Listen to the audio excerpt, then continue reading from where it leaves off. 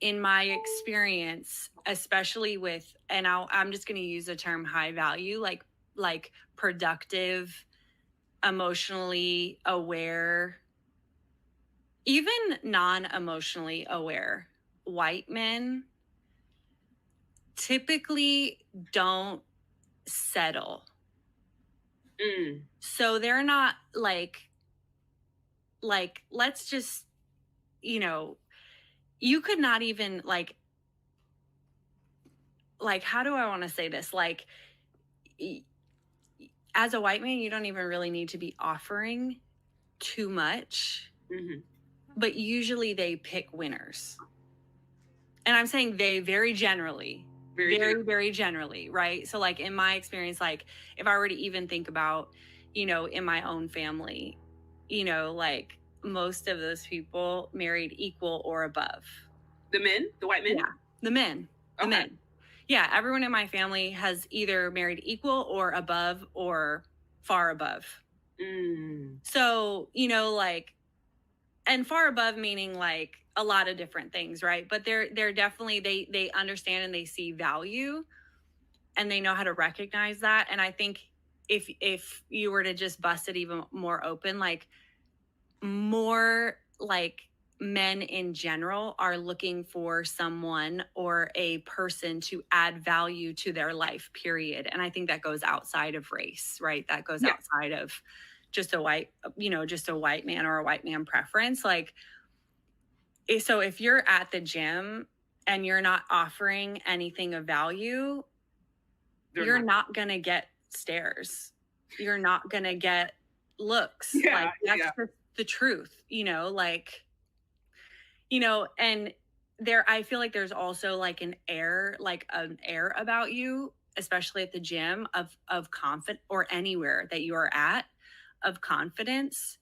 And I think men are pretty good bull, like shit readers, and can tell whether you're being fake or not. And if you're really fake, a lot of guys don't really want to deal with that.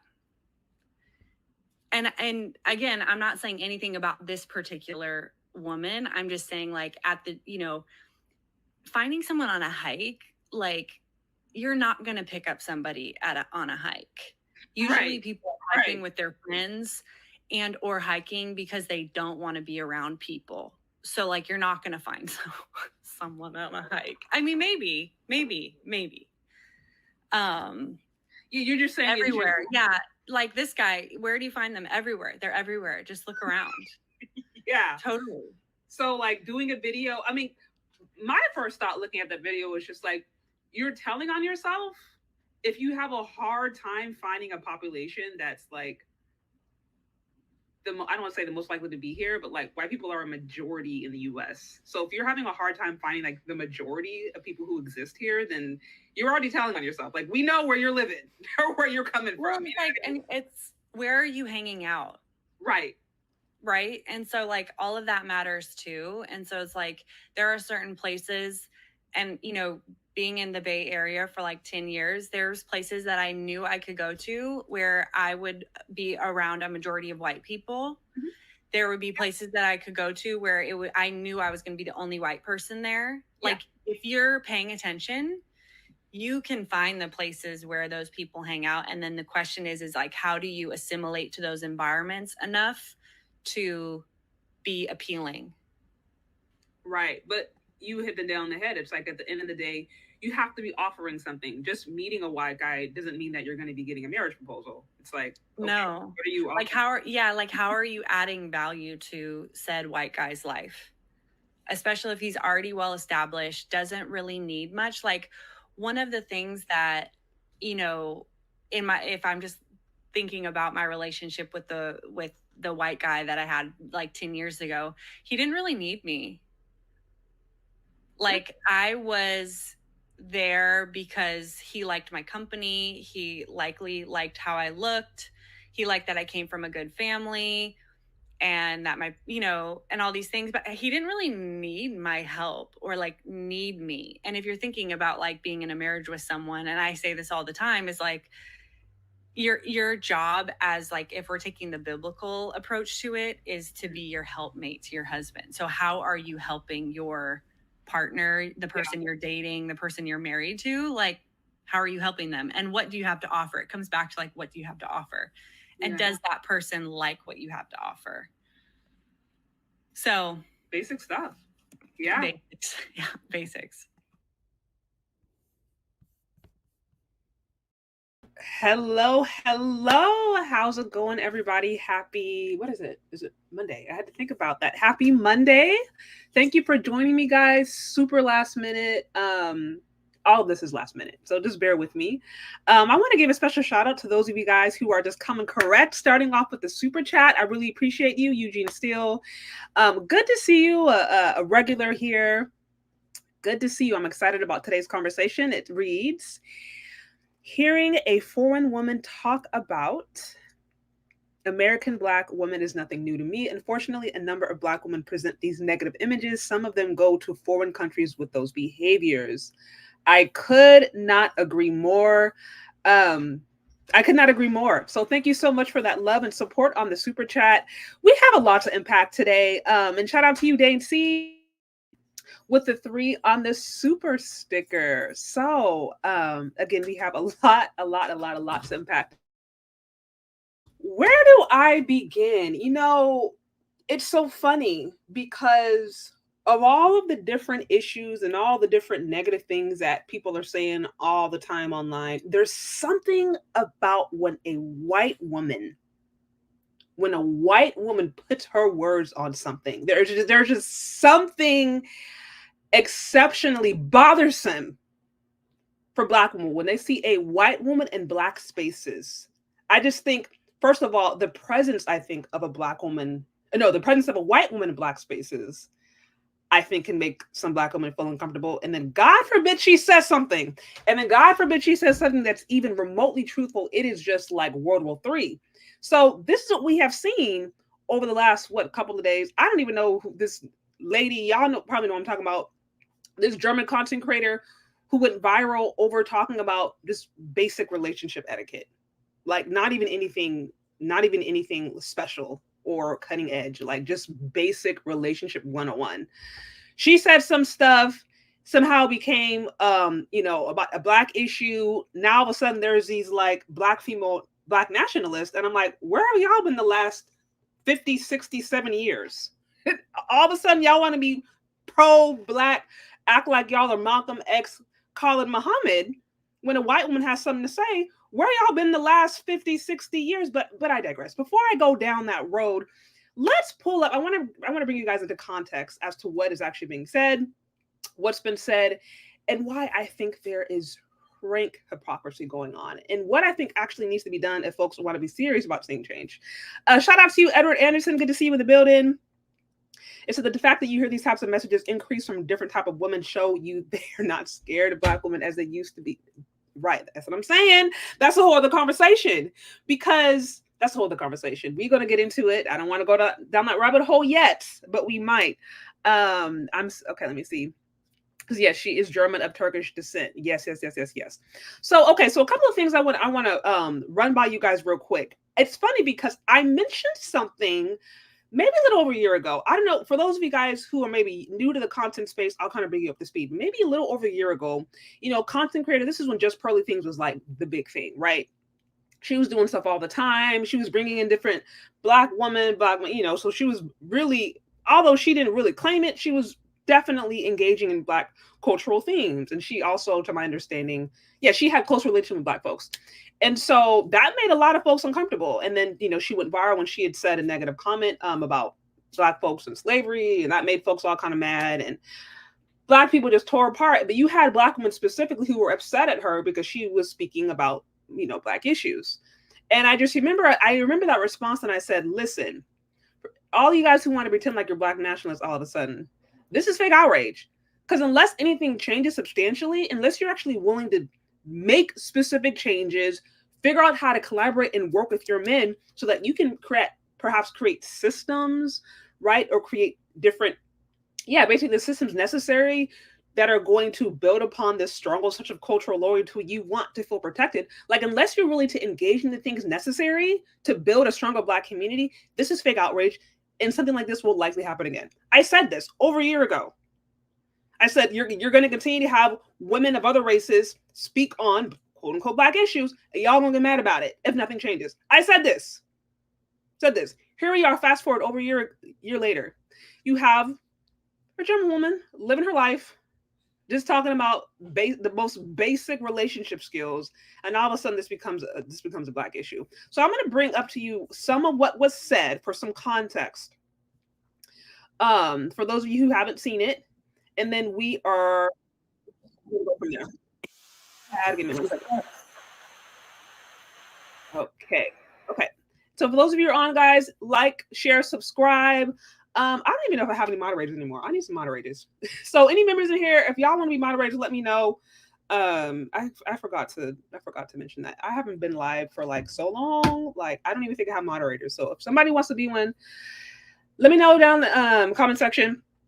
But yeah, super chats, as you guys know. And then if you like this broadcast, you can find me Cash App or Venmo, Shay Sade. That is the best way to show support. It is also the best way to ensure that your comments are read, because sometimes there's just so many comments I can't always get to all of them.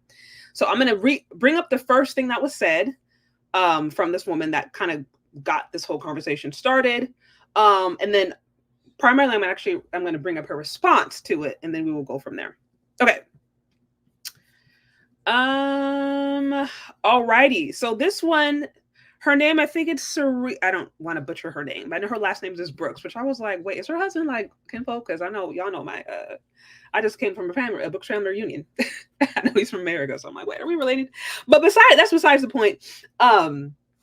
She is just basically in this video, she's going to do a breakdown of what started this whole thing.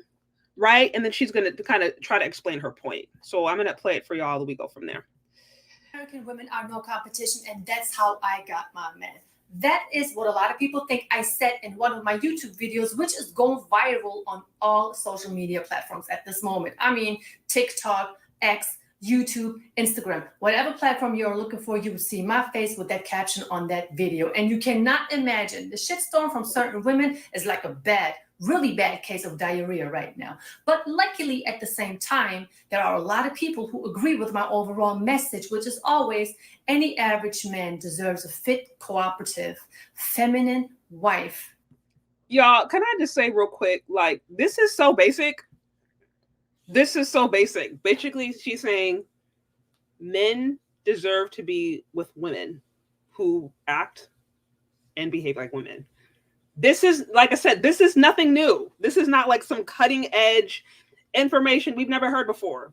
This is basic common sense. So the fact that this even needs to be stated is partially the problem, But let me continue. Especially in today's modern society. But without any further ado, let's dive into the clip that got a lot of women upset and a lot of content creators paid. Let's dive into it. If you just shut up. That no black woman's not competition for us. A German white woman, very beautiful, gorgeous. Oh, she trashing black women? I don't want to say she's trashing them, but she's putting them in their place. I'm just joking. She ain't said nothing bad about the black woman. Nah. Well, be the judge. Let's look at the video. I already knew I had him because there was simply no competition out there for me. But let's just look at it objectively. You had this average Black American guy who now was able to choose between what he was dealing with before and somebody completely new. And let me tell you, the moment I stepped into that man's life, he really didn't know how to deal with my femininity because I was not loud. I was not screaming. I was not trying to, be louder than him. I didn't interrupt him because that's not something that I learned from home. If somebody would speak, and especially a man, you would let that man speak and then you would listen and then say whatever you have to say, right? So I was clean. I cooked. He didn't know what it was when a woman is actually in the room asking him, like, do you want something to drink? Before I got myself something to drink. Do you want something to eat? Before I started to eat my food, I would ask him, do you want to have a bite? Y'all, I'm sorry, real quick. This is basic human decency. Like I said, again, this is nothing, there's nothing particularly new or special about that. I mean, I'm glad, I'm glad that she's doing that. That's great. But my point is, this is basic, again, relationship 101. And I want to reiterate that because, it's so interesting right now that the most basic, fundamental, elementary standards of maintaining a relationship, almost have to be displayed as if they are new, cutting edge, innovative relationship tactics. And they're not. It's this is just how you work together with another human being. This is just how a feminine man or a feminine woman operates with a masculine man. Nothing really extraordinary. And so again, the fact that this needs to be stated, she's like, I had no competition because I was clean. What? What? You being clean, that's a leg up. You had no competition with Western women because you knew how to give your man a drink. Are y'all seeing the fact that she didn't even say, it wasn't just oh man, I was working, I was 7 hours at the gym every single day, 7 days a week. I was, cleaning the floor with a toothbrush and I was paying for him and paying for me. And I was doing his nails and I was it wasn't like she was bending over backwards. She was doing the most elementary, fundamental things needed to maintain a relationship.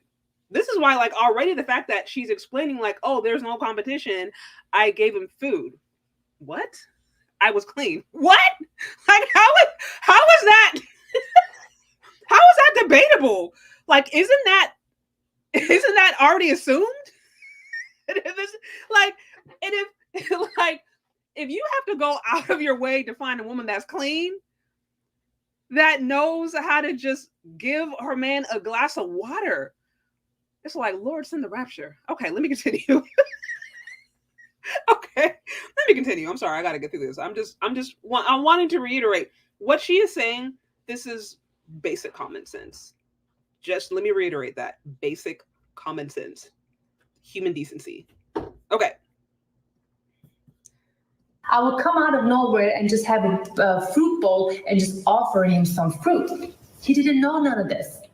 So my husband, back then boyfriend, really thought this was a dream come true. He didn't know how to deal with none of this because all this me coming through, just being nurturing by nature, his peoples and his family didn't even do that for him. The family, there is no family unit. The average family, especially Black American family, has barely a family unit. There is no breakfast, lunch, and dinner at set times. And these are things that I introduced my husband to with my family.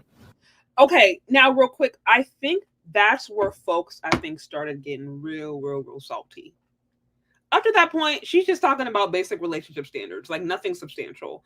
But then when you are specifically like, okay, the Black American family is this, and you as another race of you as another race of woman, put your mouth on how another race is. I think that's where folks really, really got upset. I think that's where some people really took it the wrong way. Let's continue. I wanted to get to this real quick. Can you imagine that impact that I had on him back then? So gentlemen, do not be afraid of traveling. There are so many more women out there who are willing to take care of you.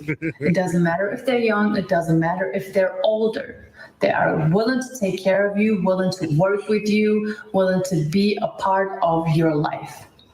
You don't have to deal with whatever you are dealing with back in your hometown, because unfortunately, a lot of American women are lost in the delusional world that they are living in, and they don't even understand that they are going to be lonely for a long time, if not for the rest of their life. They say by choice, but I don't believe them. Well, ladies and gentlemen, that was a snippet out of a whole YouTube video where I was talking about how my basic daily activities have impressed and impacted my husband's daily routine. I mean, it is just what it is. And you know what? A lot of women out there should apply that knowledge that I'm trying to give to you for free. Tell me, where did you hear me say that Black American women are no competition? I was not even talking about Black American women in particular. I never said anything like that I am better than them. I never said anything like I have better qualities than a Black American woman. No, I'm always talking about modern Western women in general. And by the way, a huge shout out and thank you to everyone who was listening with their ears instead of using their emotions, because when you compare the caption of the video that I didn't even put on the video to the words that were coming out of my mouth, the caption had nothing to do with the words that I was saying. I mean, honestly, I was talking about the American family structure, if you were able to get the message that I was trying to bring to you. Yes, I did say the average Black American family barely has a family unit. Not even in that statement, I generalized all Black families in America that they don't have a family unit. I lived in America for 2 years, and I've seen a lot of messed up things in Black households, white households, and I very soon came to the conclusion, coming from a traditional household, that there is something seriously wrong that's going on in those households in America. And I was flabbergasted at the amount of disrespect an average American man would have to deal with coming from the woman of the household. I mean, these women, not only that they were disrespectful, they were lazy too. And I've heard them speak a certain way to their children that had me in complete shock. I mean, I remember this one situation where this woman called her teenage son bitch, and I couldn't believe my ears. Even if that was supposed to be a joke in that moment, that word is doing something to that child. How is it going to grow up thinking it's okay that a woman is calling that boy bitch? I mean, let's be real. But enough said, let's dive into a few comments of a couple of women under my video who have a lot of love for me. You know what? I love you too. Okay, so you guys see, and then she's going to basically go into Black women who were, salty, who were upset with what she said. You saw pretty much the majority of the video. She's in general talking about Western women, but she does specifically call out Black American, families. She mentioned that. She was like, look, they barely have a family unit. And then she mentioned, having 3 meals a day. She was like, that barely happens. And so that's where folks got upset. That's where folks were feeling salty. We're just like, okay, why? Like, you're calling us out. She literally said, there was no competition. She didn't specifically say Black woman, but you can infer, because she's married to a Black man, that statement included Black women, right? And so this is where people are getting all in their feelings. The reality is, in my personal opinion, I am not personally pressed about this. I don't need to go to a white woman to get information about how to treat my men. That's I don't. This is neither here nor there for me. And Black women who are happily living their lives with their Black men and their Black families and their Black lives are not pressed about what a random white woman says online about her relationship. Like, it's a non-issue. Hit dog hollers. Now, here's the thing. For those out there who want to say it is completely inappropriate and it is completely wrong for a white person or a white woman to put her mouth on Black issues, granted, if you want to have more of a more nationalist stance, granted. By and large, Black women are not Black American women specifically are not nationalists. By and large, Black American women are not Black nationalists. That is not their default. So we can't really be in and out and ebb and flow with when we want to have these large standards, because you can't go and say a white woman can't put her mouth on any Black issues, but then want to go sit up there and date Brad and date her brother or her uncle, okay, or her cousin. Like, it doesn't work like that. You can't sit here and say, oh, well, what does this woman have to do with us? She has nothing to do with us. She needs to be. You can't say that, but then go and promote swirling, and then go also in all the other times of your day online bashing Black men, engaging with Black women when they are being bashed. Because here's the problem: we have all this smoke when a white woman dares put her mouth on things that are clearly going on in the Black community. I understand if you think it's inappropriate. I understand that. Like, I think the optics of it are bad. I don't think a white woman needs to be saying to Black women these things. They should be hearing this from a Black woman. The fact that this is even being said shows how far things have declined. Because if enough women were doing on their part, this would not be a talking point. This would not have gone viral. This would not be an issue. It'd be like, girl, what? You're tripping. And then you just move past. There's a ton of content every single day that we move past because it's irrelevant. So if what she said didn't hit home, it would be irrelevant. It would not have gone viral. So the fact that it did means that it hit home. She shouldn't have to say this. And if you want to say it's inappropriate for her to say this, granted. Are you consistent? I would argue no. And I want to show you exactly why it's these kinds of scenarios where, unfortunately, Black women, we are not taken seriously. I understand if you feel slighted. Okay, fine. Why? Did it hit home?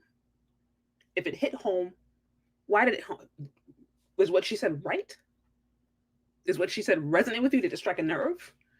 Or do you just feel uncomfortable with the optics? You don't think a white woman should be speaking on Black issues? Okay, granted, what are you doing to help empower the Black community? Or are you consistently engaging in content and things and spaces that are tearing down the very community that you want to protect you? These are the kinds of questions that need to be asked. Because outside of that, it is fake outrage. The same thing I said over a year ago when folks was up in their arms about Miss Pearly things. Little Miss Pearly. Black women were like, oh, we need protection. This white woman coming and, you know, all this stuff. Bringing all this division, content creators broke up friendships, and folks stopped doing lives together, all this mess. Fake outrage. Has anything changed?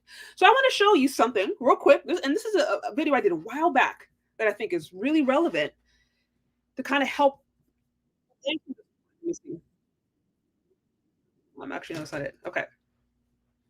So there's a couple of things I want to give as context to why, unless we are willing to address these fundamental issues first, then you can continue to have, you know, Miss German woman come in and say the most basic relationship 101 skills and it go viral over nothing. So here is an example. Let me see. Of a video I did a while back where I talked about one of the issues that unfortunately the lovely, lovely Black ladies have in America and why we are not taken seriously sometimes, why our complaints, as valid as they may be, our concerns, as valid as they may be, why they are not taken seriously in the kinds of activities and things that we do to undermine our own success and even our own protection. Here's a prime example. For those of you who are new, or you maybe haven't seen this or it's been a while, I'm going to replay for you a video I did a while back that breaks this down. Let me pull this up real quickly. So this is back when the whole Miss Pearly things was a little bit of a, you know, she was the it thing on YouTube and everybody was talking about her all the time. Let me play it for you. What inspired this entire conversation is, by now I'm sure you're familiar with this, is this picture that I saw of a lovely Black woman hugged up and booed up with a white supremacist. And this is not like people are alleging he's a white supremacist. They're you know, calling him that. People are claiming he's that, but it's not true. Like, no, he is a open, happy, candid, happy-go-lucky white supremacist. He is happy to be he says that he's racist, and he thinks America should be racist. And so again, what inspired this conversation was this picture that I saw a Black woman hugged up with a white, not just a white man. That's like, okay, whatever. With a white supremacist, a guy who says that we should be more racist. A guy, he said that when he was younger, he was listening to Hitler, going online and making threats about people being deleted. Like, that's what he did for fun. They're hugged up with this man. Tongues out, sending messages after, like, I'm so happy. This was so exciting. This was just so thought provoking. Hugged up. And mind you, this is the same man that got Miss Pearly under fire. This is the same man that had all black women, panties in a bunch, because little Miss Pearly had the nerve to go and have a white conversation with a white man. I want you to remember that. Remember just a couple of months ago, when Black YouTube, Black everything was just, everybody was just up in arms because a white supremacist wouldn't have a conversation with a white woman about things that white people talk about behind closed doors, or at least white racist people talk behind closed doors, right? The whole YouTube was just shook. Everybody was, there was divisions and wars, and people were breaking out and saying, well, if you support Miss Pearly, then you're racist, or if you don't support her, then you are, just the war broke out. And a primary complaint that I saw was black women being like, see, y'all black men over here are bigging up this white racist bigot. Y'all black men over here that made this whiteness and popular, this banister, do y'all remember that? Tell me in the comments, do y'all remember that?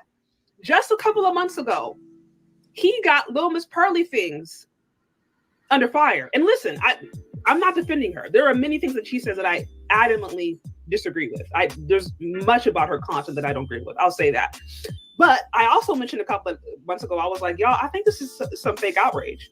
Because if we were actually really serious, if the community was actually really serious about some of these different concerns that Miss Pearly has raised, then the actions would be different. So a couple of months ago, I was like, oh, I understand the feelings, but I think this is fake outrage. That was just my opinion. Now, fast forward, some of the same black women who will go and say, oh, Miss Pearly, how dare you have a white supremacist on your platform? What's the reason? Now you got black women hugged up and booed up for the white racist, a man who is happy to be racist. Again, I'm not making this up. I'm not insulting him. He's happy to be racist. You got a black woman booed up with this dude. Just hugged up. Tongues out. Another picture I seen, twerking. Evidently they're saying a lady was twerking on him. Twerking. That's what I'm saying. Twerking on graves of our ancestors. Twerking on like have you lost your mind? Ladies. Like, what is going on? My goodness. So I wanted to bring that up just as a reminder, because we have to remember the context of what's going on. When I said that by and large, Black American women specifically are not nationalistic, or that is to say they are not actively promoting the building up of the Black community, aka Black women and men, not a reality in which Black women exist and then go and swirl and then basically breed themselves out. I'm not talking about that. I'm talking about a reality in which the Black community is strengthened and they believe in empowering Black masculinity and Black femininity by working together and building institutions and things that are going to help specifically empower. Because the things that they are talking about, cultural gatekeeping, having spaces in which white women cannot speak on these issues, that is what they're implying. They're implying that they want that kind of infrastructure, that kind of cultural setup.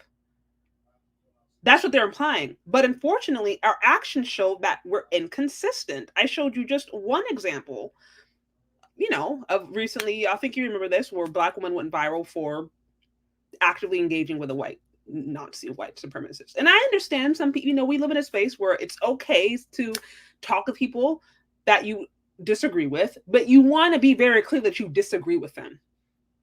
And unfortunately, that setup, this is, you know, the pictures on there were quite jarring. This is a man who has said very incredibly negative things about just Black people, Black existence, and who, like I said, is a open white nationalist. This is not up for debate. He's actually happy to be white nationalist. And so if the issue is hey, we need to have a space where Black women are respected and protected, and we can't be having these white women speak on our issues, granted, why don't we have the same smoke for these kinds of situations? And until there's a consistent response, nobody takes it seriously. We are not taken seriously. Until you have the same energy for these kinds of situations, until you have the same energy when you see other Black women stomping on the grave, dancing on the grave of people like Kevin Samuels, whether you respect them or not, or like them or not, until you have the same energy for the likes of, you know, Cynthia G. She was eventually removed because a white woman, a white reporter specifically, a white journalist specifically, did an investigation and took different steps to take her down. But there was not mass outrage by Black women. So my thing is, until we have the same energy that we have anytime a white woman speaks on a Black issue, if we kept that same energy across the board, we would be taken so much seriously, and we might actually see, might actually have better results. But outside of that, if we're inconsistent, if we want a white woman to stay out of Black women's issues, but then we're lusting after her brother and promoting sleeping with her brother, or even her sisters at these, because sometimes I'm seeing Black women with a snow bunny crisis. That's a whole other conversation, right? But my point is, like, you can't, you have to be really clear. So these fake, you know, temporary Black nationalists who are Black nationalists, anytime a white woman says something they don't like, but then take off that pro-Black hat as soon as a white man walks by that they're attracted to, or as soon as they think they can get attention from non-Black men, or as soon as they have an opportunity to bash Black men or promote whatever Western feminist ideals that they think are freeing them from these slave, you know, enslaving Black men. Like, if you continue to be inconsistent, you're not going to get what you want. So this is why these kinds of situations, a white woman coming up and saying the most basic relationship stuff ever, the most basic stuff, like, it continues. And it's sad that she even had to say it. She shouldn't have had to say nothing. She literally should not have had to say anything. Like, you shouldn't need a white woman to go and say them, like, the most basic things on how to take care of men from your community. A white woman shouldn't even be in that conversation. I don't need a white woman to tell me how to take care of my man. I don't need that, because I'm in the community. I'm married to one. So it's like, the fact that a white woman's over here like, I've been married to this man, this Black man, X amount of years. Y'all should listen to me, because most of y'all single. Like, that's more, to me, that's more shameful, and that's more of an embarrassment on the end of Black woman than it is her. I'm not necessarily saying that I'm defending, but I'm just saying in general, like, that's the fact that there's this situation even happened is a reflection of, in my opinion, a lot of brokenness. And it's these kind of moments that really give us a choice. They really give us an opportunity to make some decisions. Do I want to sit and just sit online and complain and cry and blame white women for being racist and be mad at Black men for not protecting me, supposedly, and then continue doing the same things that lead to no results? You have the choice to do that. Or do I want to take this opportunity to really self-reflect and say, hey, what have I been doing? Am I actually living and acting in a way that is helpful for myself, for my community, for the results that I want? What am I doing? What side am I on? Because best believe Black women who are doing okay, happy in their marriages and relationships, are not pressed about this. They're really not. Only reason we're talking about it is because everybody else is. And it seems like it's a thing. But outside of that, they don't really care. So Black women who are doing well, who are happy with their relationships, happy with their Black families, are cool. But if you're not, let this be a situation, and let this be an opportunity for you to really ask yourself, wait, well, what have I actually been doing? See, in here, I wanted to give you, because that was just one example. I have many, but here's another example of now the quality isn't as great, but that's whatever. That's neither here nor there. Let me bring this up for you, lovely people. Anyways, guys, if you're here, like, share, subscribe, show some love on the Cash App if you like what's going on here. That is also the best way to ensure your comment is read, because there's just too many comments for me to be able to look at all the time. So you can find me on Cash App or Venmo, Shay Charday. Also, shout out to you. I did see some love from Sovereign Force. Thank you so much for the 5 on the Cash App. I appreciate you guys. And as always, if you like what we're doing here, if you like what we are about, support your favorite content creators. And the best way to ensure that the messages that you want are getting out there and reaching the people that you want is by supporting people like us, right? So Cash App, Venmo, all that jazz.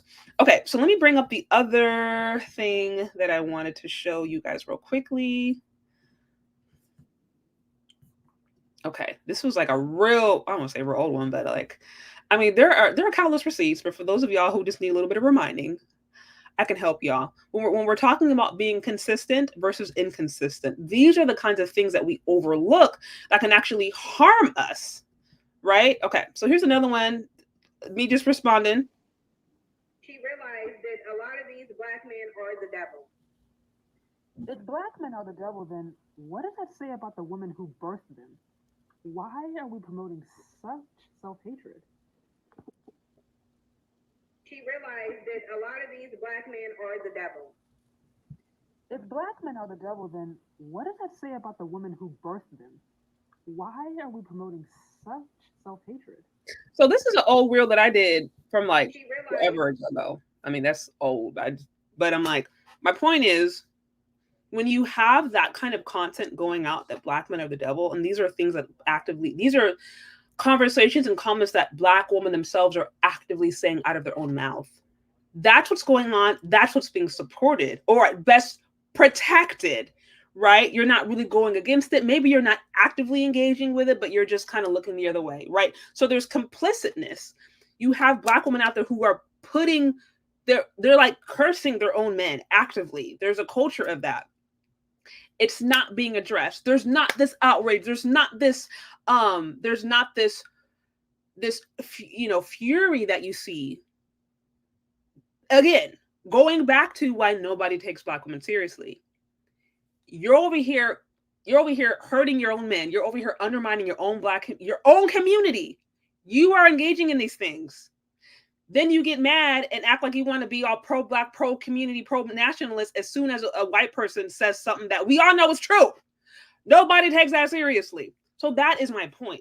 That's the bigger point. Somebody who is really serious about wanting to see the embetterment, the empowerment, the healing of their community is actually going to be consistently living that way. They're not going to put on the pro-Black hat anytime they feel threatened by a white person or a white woman specifically, not even a white man, because white men can say all kind of stuff about Black women, or white men can say all kind of stuff about Black men, and they got nothing to say. And here's another example I have to show you. Of yet again why a lot of this furor around pretending to be Black nationalists and pretending to care about the image of the Black community and the Black way, it's fake. It's hypocritical. And because it's fake and hypocritical, it doesn't lead to the kind of structural, institutional results that we would like to see for the Black community, because it's not coming from a genuine place. And here's another example of a white person who can speak negatively on Black people, specifically Black men, and don't nobody got nothing to say about it. This didn't go viral. It got a lot of support from Black women. But let me show you. Prime example. A white man speaking, critiquing Black men. Black women don't really have anything to say about it. Here it is. A lot of people ask this question. Why are Black women really angry today? I have an answer to that question. It's actually pretty simple. Black women are really angry because this is why. They are so sick and tired, and they are extremely fed up. Why? Because all they do is get treated like shit all the time. Sadly, in society, in this generation, Black women are the most hated, mistreated, and the most disrespected human beings in the planet. which I don't understand why. And there's a problem. The problem. Okay, I'm sorry. Like I'm gonna try to let it speak. You don't understand why, sir. You are a white male in America, and you do not understand why. The gaslighting, I'm like, either you were just really just completely and totally ignorant of all things historical, or you're just racist. I don't or gaslighting. I don't know, but I'm like, I don't understand why. Why are Black women so oppressed in a society set up by my ancestors to oppress them? Like, come on, man. This is what I'm saying. But I'm like, nobody's looking at this dude. I don't see Black women getting mad at this dude who's clearly I'm like, the context around this is a little funny style. I'm not saying that there's anything wrong with a person going in acknowledging a trend. But I'm like, if you are a white male who lives in America and you're going to talk on Black issues, specifically Black women, it would make sense. And I think it would be respectful to honor the place that your ancestors had and at least putting them there. At least acknowledge it. Saying, look, I know my culture did this, and I'm not in agreement with that. Okay, now we can talk. But just like, oh, I don't understand why they're in this position. Like, what? But that's my response. We're gonna look at the comments. We're gonna look at the comments and see if any of the ladies caught on to that. Let's continue. Let me let him finish. Problem is that not only people look at them and just assume she has anger problems, and they just get thrown under the bus by not just other individuals who don't look like them, but unfortunately, Black men, not all, they do it the most. Because I've been seeing a lot of them on TikTok and other social media platforms who disrespect and bash Black women the most. So part of me is like, okay, I don't know this dude from Adam, so I don't know. I don't want to make speculation, but I'm like, okay, has he been listening to Black women? Does he just want money? Does he have a Black girlfriend and like she gave him the note? Like, I'm just curious because I'm like, he just sounds like he's listened. He's just been saying exactly what Black women have been saying for quite some time. I don't take any of it seriously because I'm like, if you really want to sit here and tell me that the people who are the most oppressed, the men who have oppressed Black women the most in America are the ones who are at the same time conquered. Like, come on now. Let's be serious. Black men are not responsible for the transatlantic slave trade. They are not responsible for the different Jim Crow laws, for the different laws that were established in America that had Black people being 3/5 of a person. Black men are not responsible for that. They are not responsible for the different laws that essentially allowed for the, how I'm trying to say that, for the graping, right, of Black women systematically for decades. They're not responsible for that. They're not responsible for the laws that discourage their natural hair, that penalize them for wearing their own natural hair and for being themselves. Like, that's not. So if we want to sit here and play tit for tat, I'm like, oh, well, who really oppressed Black women? It's Black men. It's the Black men who don't have any institutional power, who we say are conquered, but at the same time, they're conquered, yet they have the power and ability to oppress Black women, but Black women are outcompeting Black men.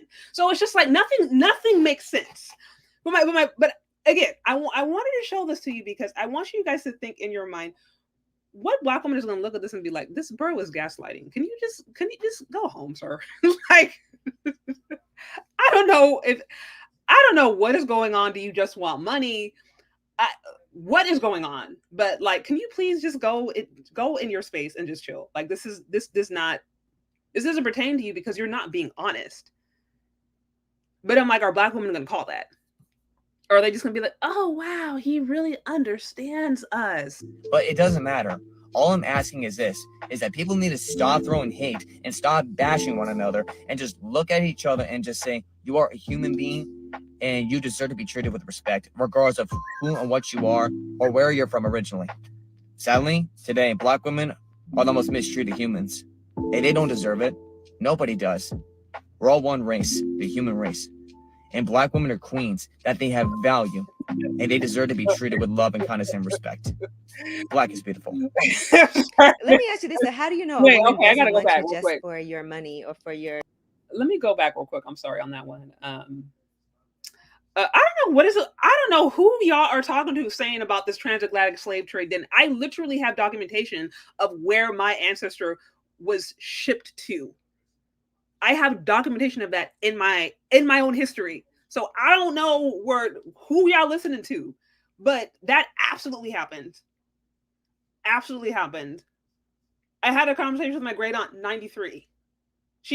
I told y'all I had a family reunion last week, and she sat down and told me the history of my family, and was like, "This was the port that they came from.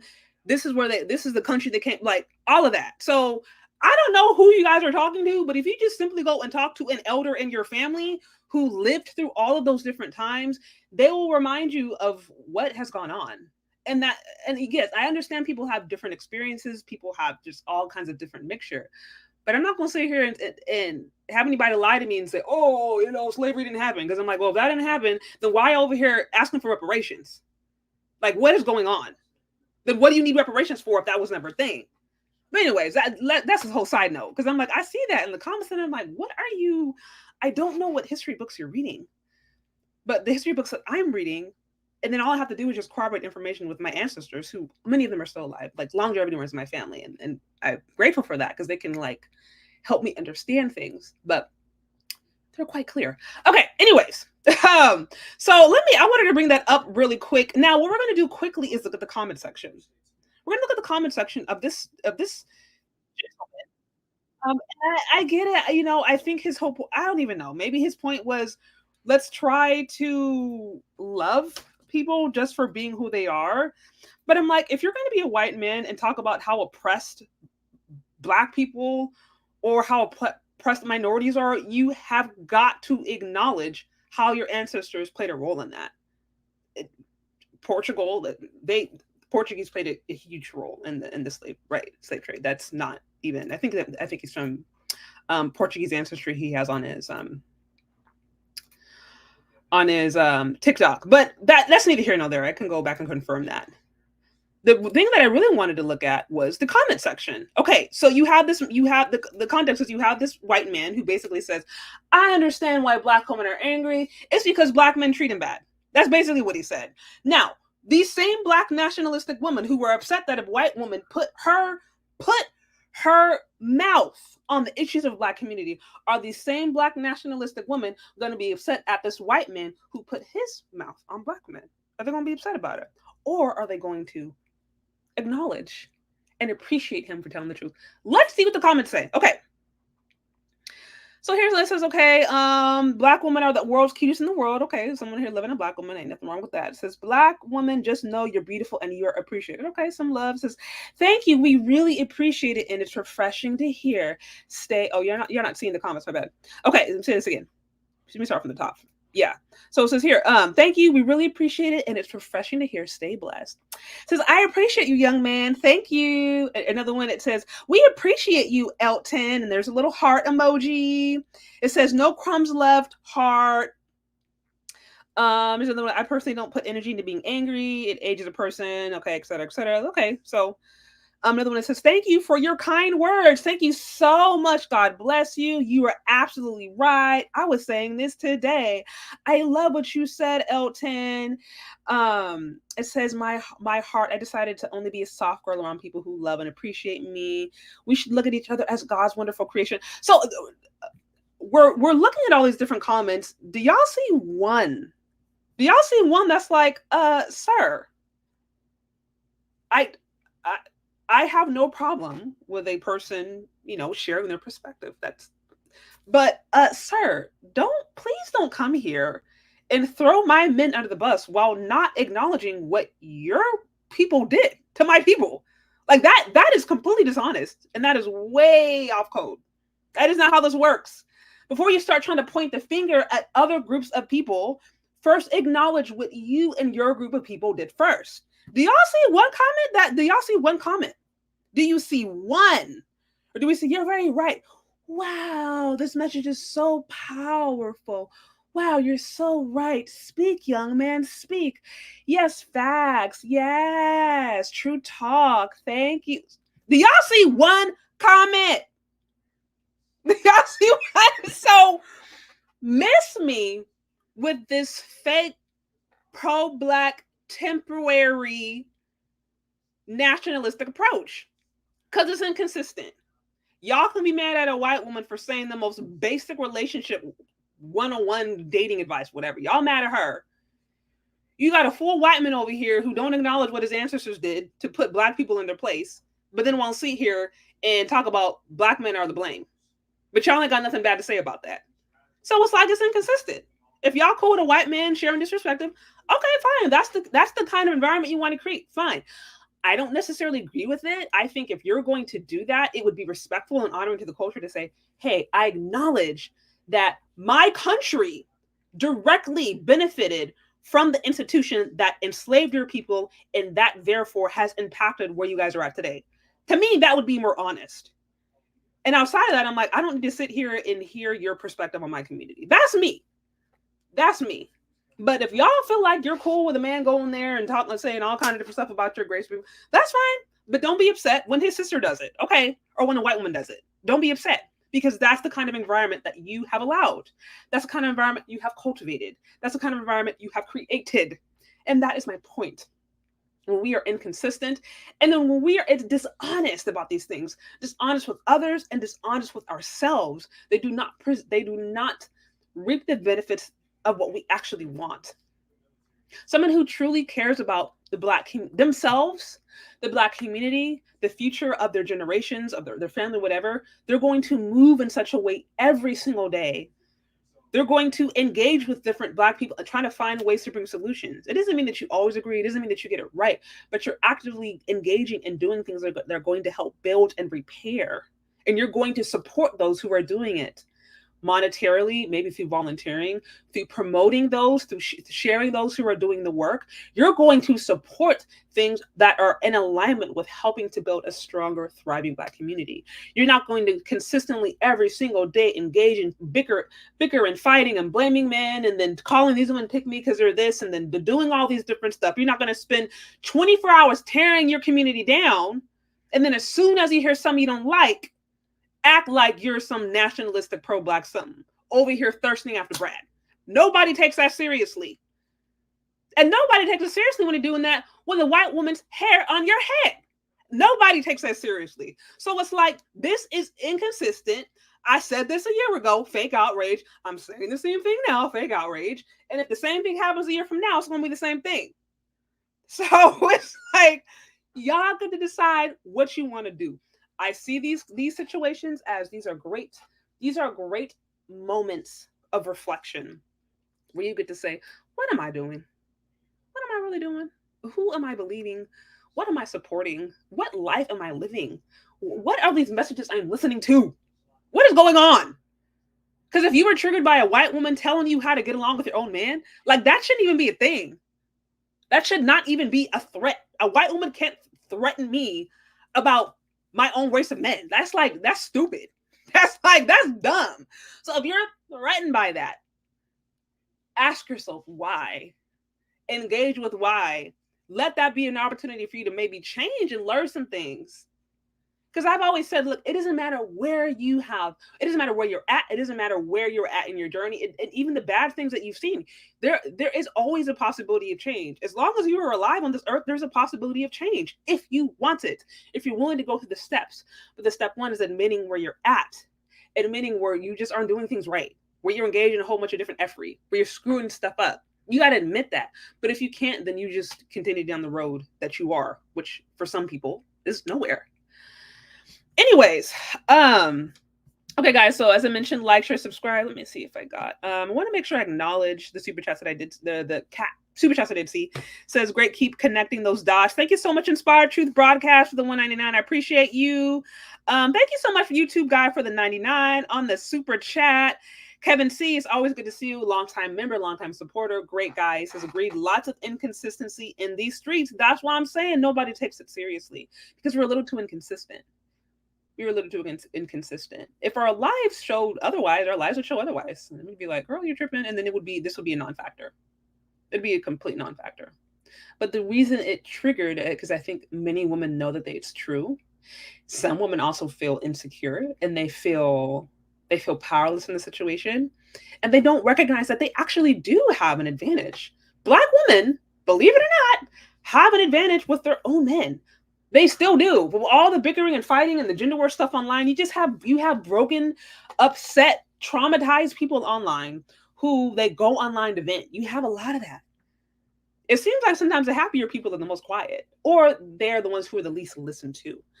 People go online to share their trauma, but by and large, Black women have an advantage with their own men, because a lot of Black men still want to be with their women. They do. They still dream of, in their own ways, they wish they had their Black love. They wish they had a Black wife that treated them with respect. They would love to have a Black child. Like, there are men out there who love that and would love that. That would be their preference. And so, of all of the inferiority complex that sometimes Black women feel, it doesn't need to be there. A lot of it is fake, because it's like, that's not true for your own men. Now, if there's an inferiority complex because you would like to get with a white man, that's something different, because history is what it is. History is what it is. That's a different conversation. So, okay, let me see. You say, I want to be with a foreign Black woman. I see nothing wrong with that.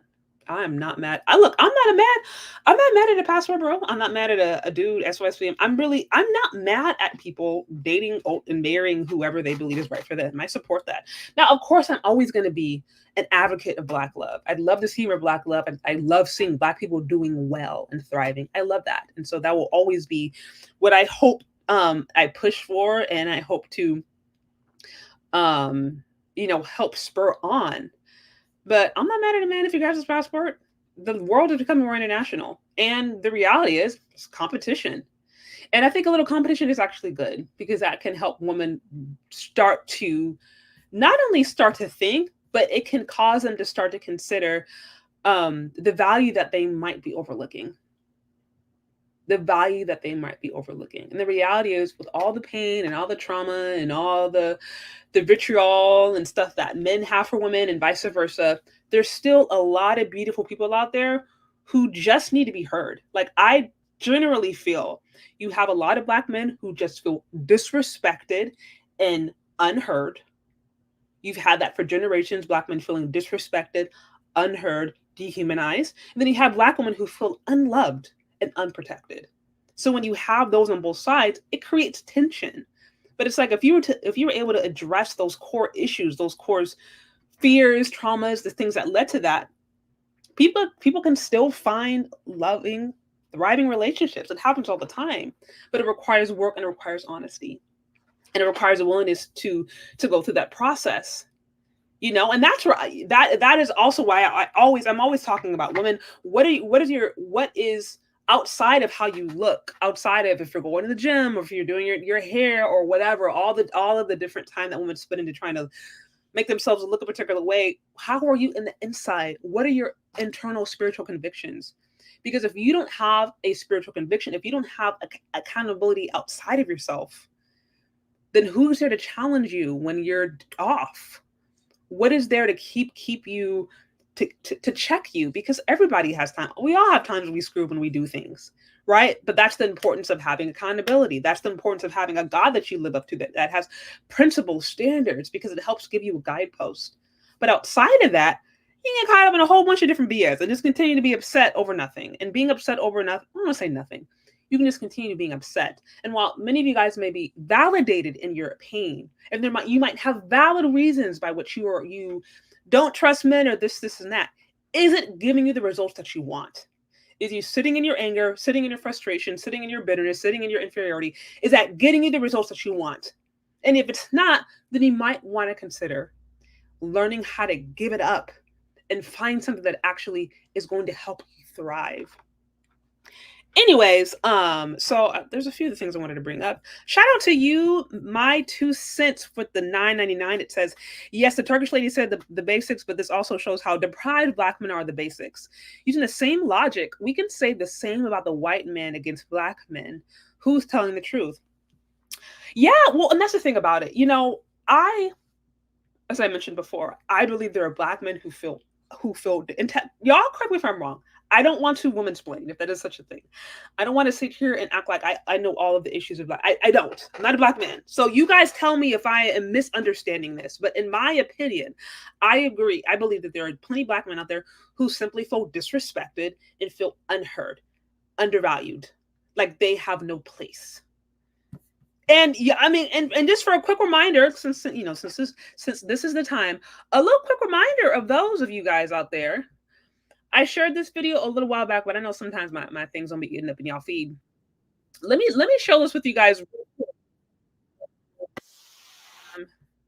I want to share something with you guys real quick that helps reiterate my point. Some of you guys have seen this video. Some of you guys have not. I may only share just a little portion of it. But to go back to reiterate what I believe about what Black men believe about themselves, right? And how that is filtering into a lot of these conversations going on online. Many of them feel unheard, unvalued, disrespected, not needed. Here's my opinion, some anecdotal evidence to this. Okay. Married. Go back. Raise your hand if you're married. None of you are married. Raise your hand if you would like to be married to your baby's father. One. The rest of you who don't plan to get married, why don't you plan to get married? I'd like to know that. You already have your child to think about, and then a whole family to care for. You know, it's a lot of responsibility, and then you don't want the commitments. I wouldn't want no man holding me down because I think I can make it as a single parent. But don't you think you might need help in raising that baby from a man? Not really. I didn't have a father. My father wasn't in the home, so you know it really, male figures are not substantially important in the family. So, okay, so I shared that with a video. This is a one that I just posted called, Why Do Black Women Choose Abstinence After Kids? If y'all have not checked out that video already, please check it out. That's a whole other topic. And for all of you guys who are going to say, oh, well, it's not just Black women. Yes, I know it's not just Black women, but here we talk a lot about Black issues. So that is why I am targeting it to the Black community. Check it out if you haven't already. But yeah, yes, that is a clip from a series called The Vanishing Black Family. To my understanding, it was filmed in 1986. I know some people say it's in the 60s. I thought it was from the 1986. But it was basically looking at the Black family. Now, I personally do think there's a little bit of propaganda squeezed in there, but there are a lot of interesting and I think important takeaways that we can get from the documentary that was almost over 40 years ago. And the reason I wanted to play that, although that was 40, maybe 60 years ago, depending upon where you think that the documentary was created, those arguably would have been our parents or our grandparents.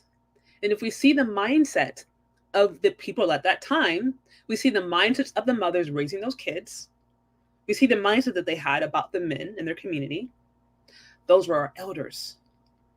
Those are the messages they were giving us. So if you think that, oh, that was 40, oh, that was 60 years ago, if you think that doesn't impact you, who were your teachers? Who were the ones who were raising you? Who were the ones that were teaching you values? This is how all of this stuff works. Yeah, that's what I thought. 1986. Yeah, The Vanishing Black Family. Right, that's what I thought. I know some people said it was the 60s. Says, okay, so it says there's some in the 60s in the welfare system. I'd like to see that. Yeah, I would like to see that. Oh, well, you're talking about the Moynihan report? Is there a documentary on that? I know the paper that I've reviewed before in the live way back. But if there's a report on that, guys, please let me know. Please let me know. Okay. Let me see if there's anything else. So yeah, so that is the main thing I wanted to bring up, you guys, that basically, like,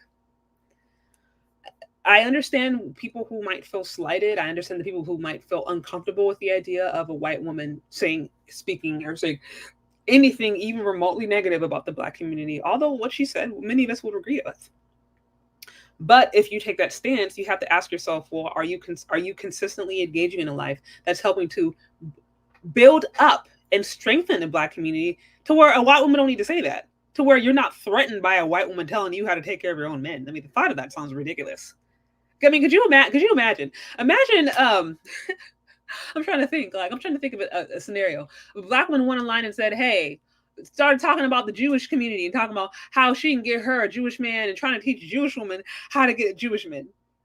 Can you imagine how ridiculous that sounds? A black woman sitting up there talking about, oh, well, you know, because this happened in the because of the Holocaust, this is how this impacted the community, and I'm doing this, I'm being feminine to this man, and I'm being feminine. That would never happen. That would never happen. They are a strong community. Like a Jewish woman is going to know more than any other race of woman how to care for her men. Probably the same with an Indian, a Pakistani. Like, this doesn't exist in other cultures. Like, it's not even a talking point. It'd be like, girl, what? It'd be ridiculous. It would be literally ridiculous. So I'm saying it should be the same way for us. We shouldn't be reacting like, oh my gosh, I'm so threatened. It's just like, girl, what? Like, you can't sit here and tell me about how to take care of my man better than I can. But she's married to a black man, and many of y'all aren't. And that's why folks are triggered. That's why folks are triggered, because she's married to a black man. And she even calls the dude average. She's not, but she's like, some people would say that's disrespectful, but she was like, no, like, he's an average guy and I love him. And I'm okay with that. So she's like, yeah, an average black man deserves a beautiful, lovely woman. Like, that doesn't, and I think that right there makes it even more like bothersome. Because it's like, how dare you show value and respect and humanity to an average man? How dare you do that? Those are the guys you don't want.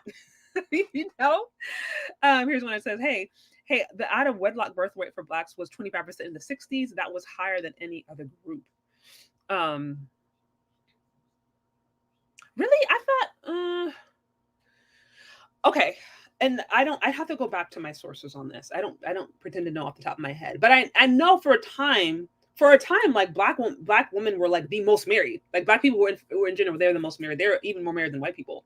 But that was also a time when marriage was like that was almost assumed. But I think it was before the whole welfare system really took off that black people were the most married, and therefore there was the least out of wedlock babies. But are you saying like after welfare system really took off, that's when we started to see the out of birth?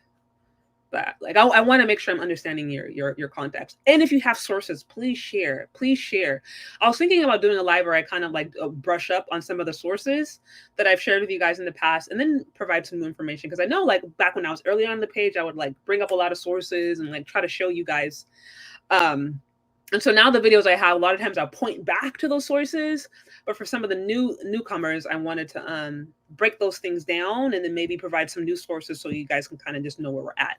But if you have anything, please share it with me. You can email it to me if you want, because all of that stuff, I think, is information we need to know. Okay, it says that interview reflects what today's reality is. One really wants to get married. Let's be real. And what can black men do about that mindset? Wait, so you're saying what can black men do about the mindset of wanting to get married? Or are you saying like what should they do if they want to do that, but they feel like there's not options? I want to make sure I understand. Okay. So let me see. I want to see if I had anything else. I think that's pretty much what I had. I'm going to go on a quick break, just maybe a quick little break. And then, if I have enough time, stuff was looking good, then we can have a few minutes. Oh, shout out to you. I see another cash app. Shout out to you, Russell Richardson, with the 10.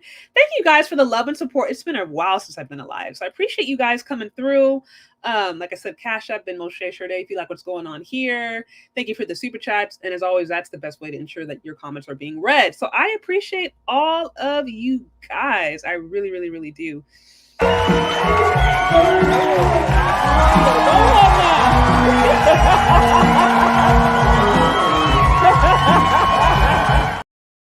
Had to bring back Unk.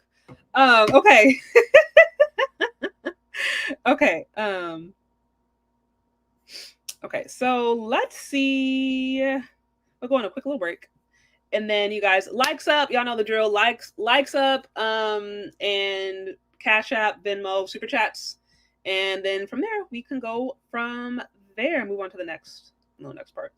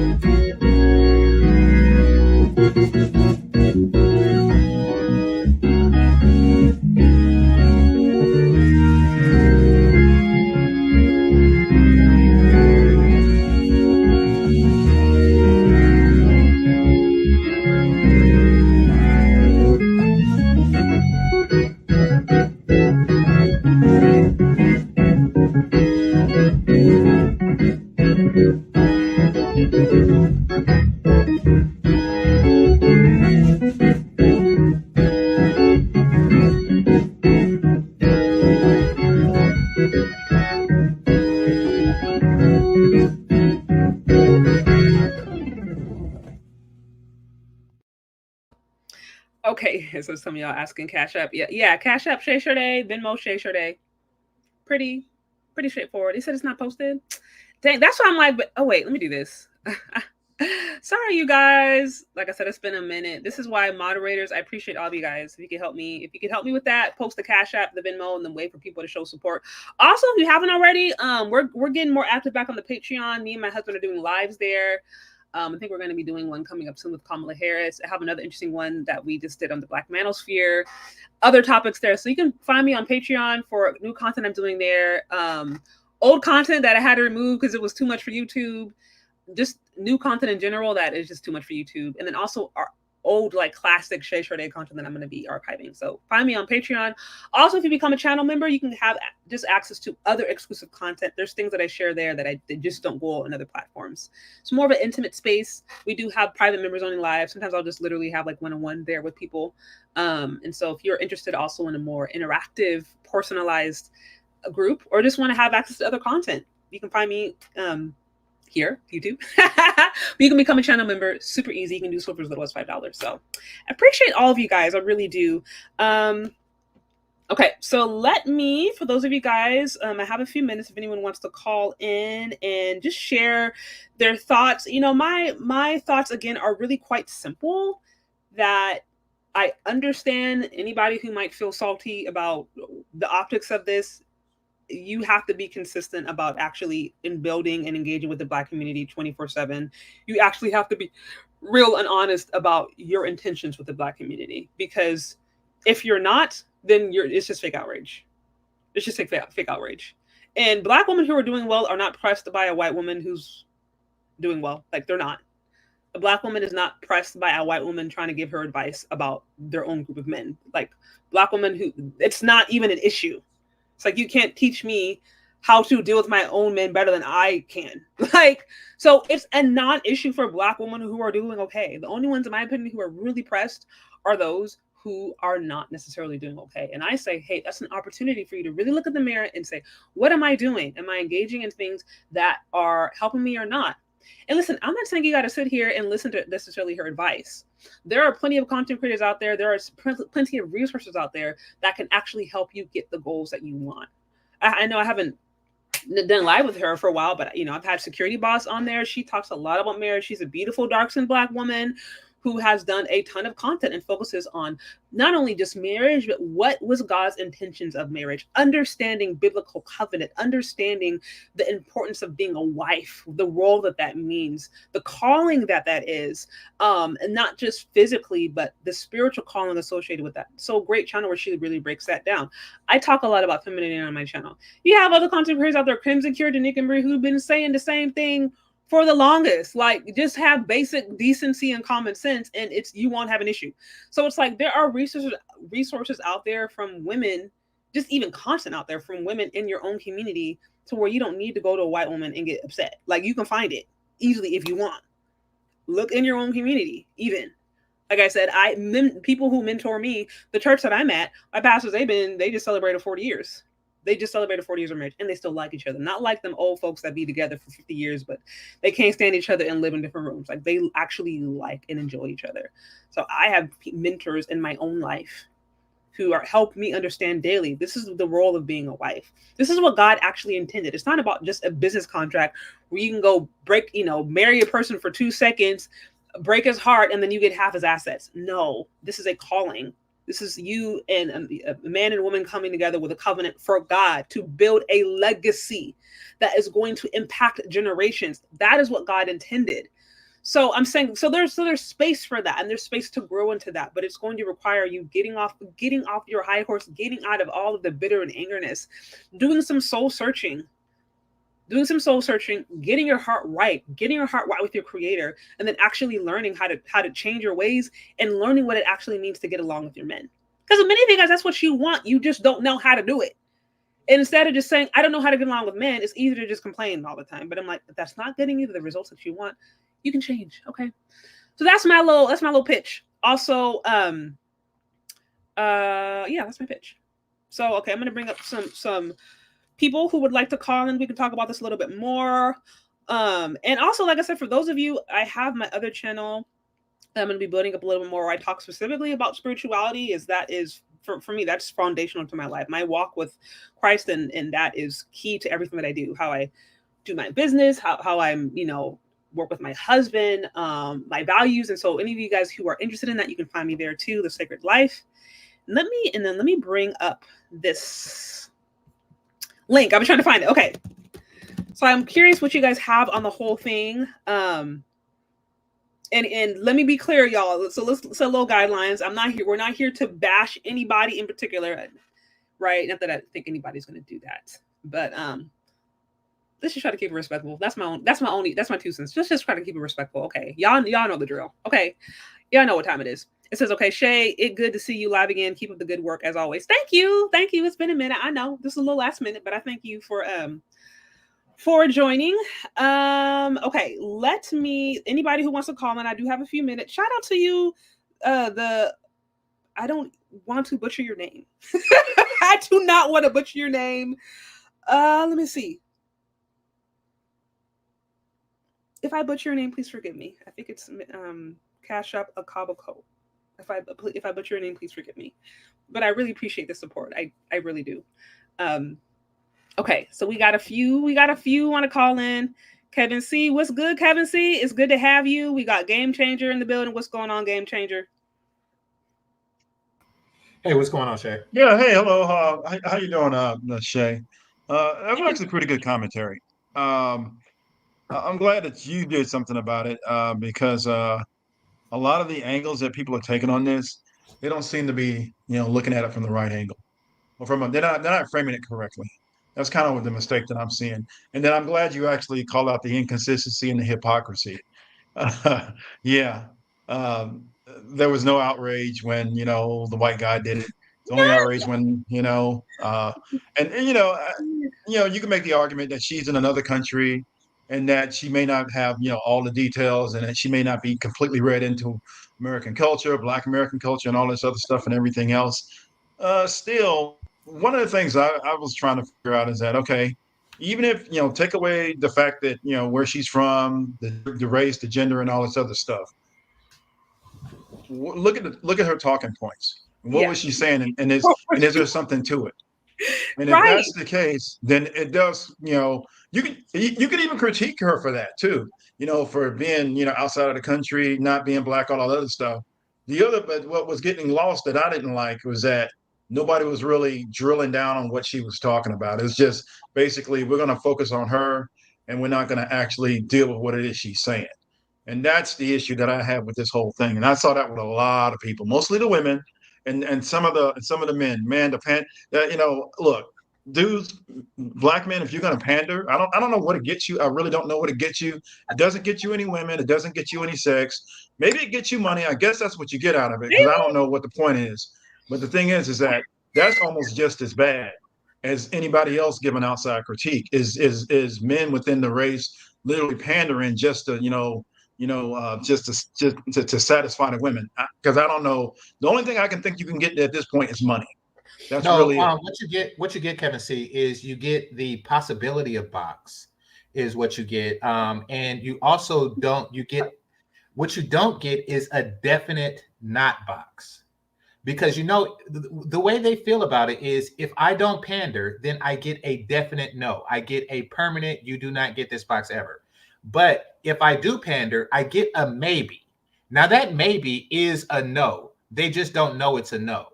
But they are pandering for a maybe box. I kid you not. I really hope it's not that. I really hope it's not that. I mean, I believe you, but I'm like, there's something in me that's like, please tell me it's not that. That's petty. I know petty is the right word, but I'm just like, really? Is that how low it is? Now, to be clear, I haven't really listened to a ton of men on this particular issue. I listened a little bit to Danica Marie. I listened a little bit to Crimson Cure. So I haven't had a chance to go on my wrong. Oh, and Dee, I listened to some of hers. So I listened, I think, more on the women. But I haven't heard the men's point of view on it. And as I mentioned before, I understand. I think the optics of it are a bit embarrassing, to be quite frank. It's quite embarrassing to have a white woman talk about how Black women should take care of their own men. That the optics of that look weird, but I'm like, that's the kind of environment that we've cultivated. Like, she shouldn't have to do that. This wouldn't be an issue in any other race. Like I said, you can't tell a Jewish woman how to take care of Jewish men. A Black woman can't do that. You can't do that for a Pakistani woman. You can't do that for Indian woman. Like, they would look at you like you're crazy. So it's like, if y'all are really pressed about this, then that means for some reason it's relevant to you. Because like, y'all have the power to make her completely irrelevant in this space. You could just be like, girl, and just keep it pushing. You know what I mean? And she wouldn't have went viral, and she would be living her life. Y'all be living your life, and this is a non-issue. But it's like, we kind of made her popular. And it's like, why? Why are y'all triggered? You know what I mean? Well, I mean, the trigger, this is something that women like you, yourself, Danica, and like you say, Crimson Cure, Chantel, this is something that women have said for quite some time. Even, what's her name? Shahrazad Ali says it. Yeah. They just refuse to listen. You see, unfortunately, and what you said was true. That Black women feel that Black men are not offering them love, and Black men feel that Black women aren't offering them respect, et cetera, et cetera, et cetera. These are things that are true. What I've come to learn about Black male and female interactions is that we have developed a hustle culture. Now, we call it game, or we call it player culture, whatever you want to call it, but this is a hustle culture. This is one side, one gender attempting to hustle the other gender out of something, whether it's box, whether it's money, whether it's attention, whether it's time, no matter what, whether it's, resources or goods. One side is attempting to hustle the other side out of something.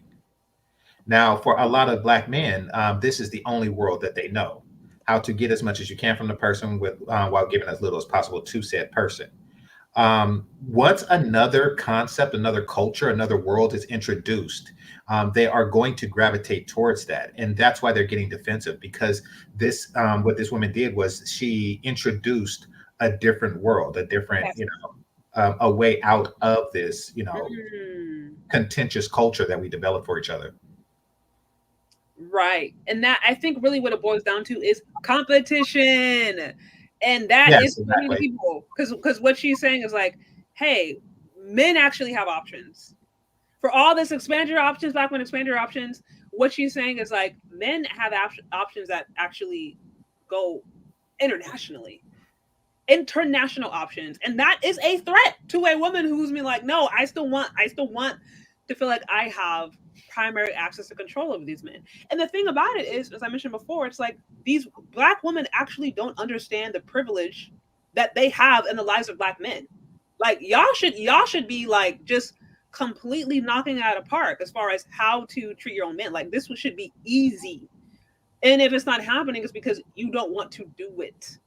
And if another race of woman does, why are you salty about that? You don't want them to begin with. So that's I'm like, no, I mean, I definitely get you when you say competition. I mean, to be fair, no one wants competition. Nobody, Yeah. However, I wouldn't make your sole edge is that there's no competition.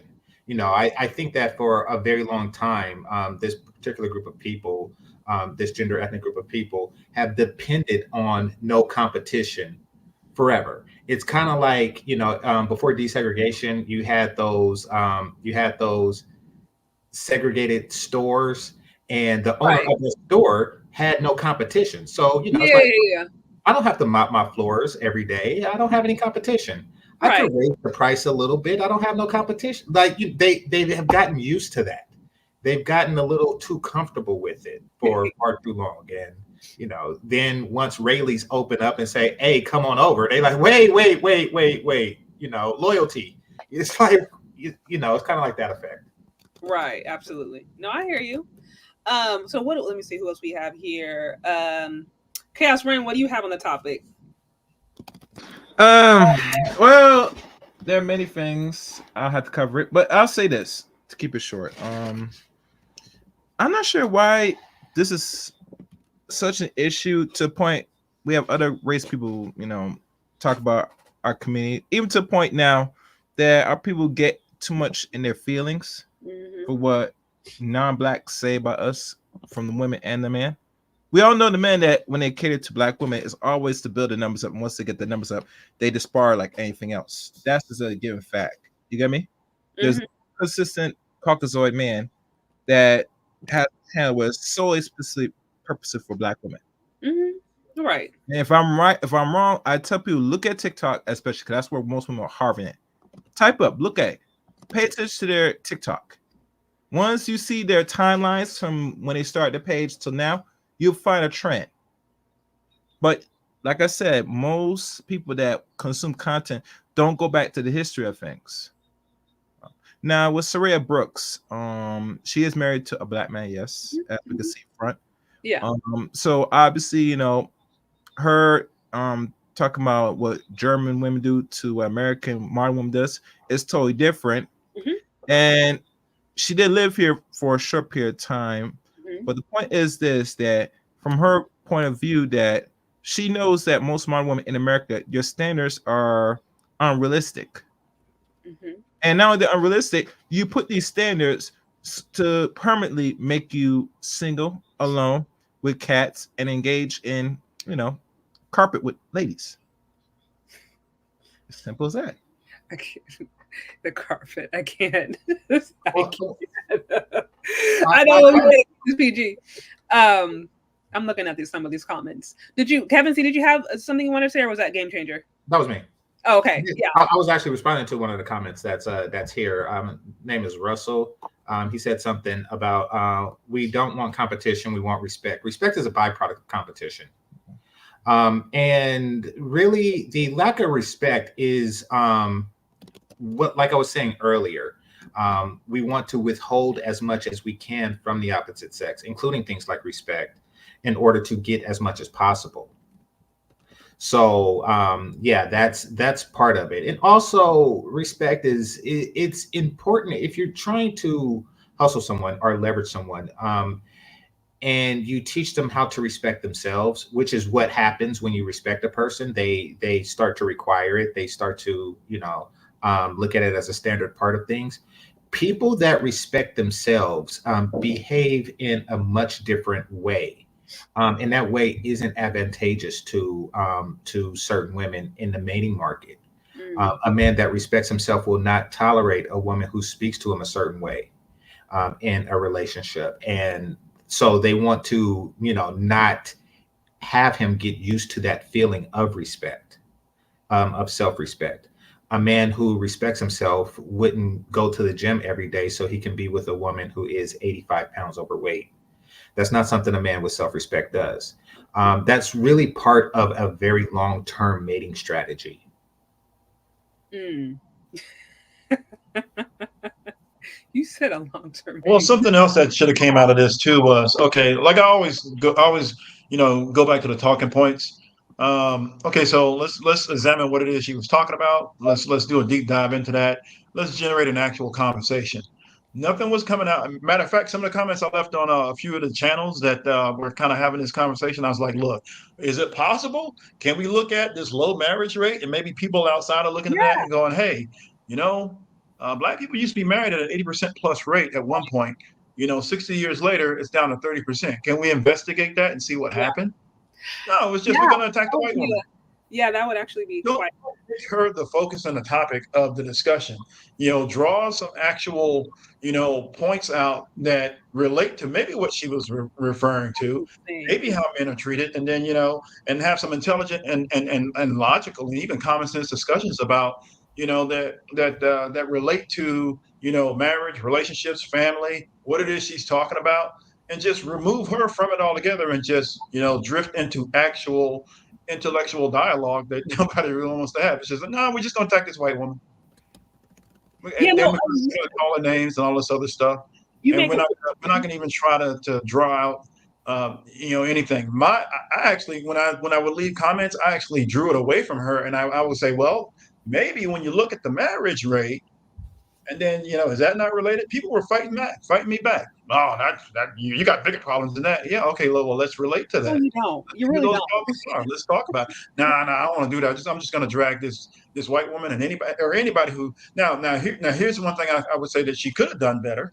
That she could have done if this is the one criticism I do have of non-black people when they do talk about black folks, is that generally you should probably have a black person present who's very knowledgeable on black history, culture, traditions, family issues and everything else, politics, religion, all of that stuff. That's what I would do.